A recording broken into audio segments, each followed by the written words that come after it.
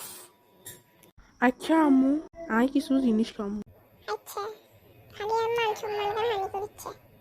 ওই ক্যাফে শপে চলে এসছি, কোনো দুষ্টামি নাই, ভেতরে আমার ফ্রেন্ড আছে বুঝছস? আচ্ছা আম্মু, চলো এবার ভিতরে যাই। আচ্ছা চল। কি রে, ভালো আছস? অনেকদিন পরে দেখা হইলো, আর সাথেই থাকি।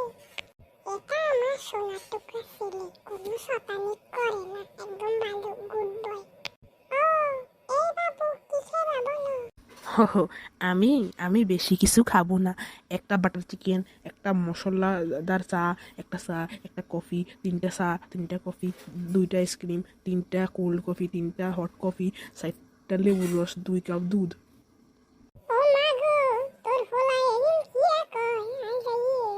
দেখ সত্যি আর ফেল করে বাগাই দিলি, তোর বাসা চল, এবার চল হিডুন, তুই আগ করে থাকবি। মা গো আম্মু, সরি, মাফ করে দিও।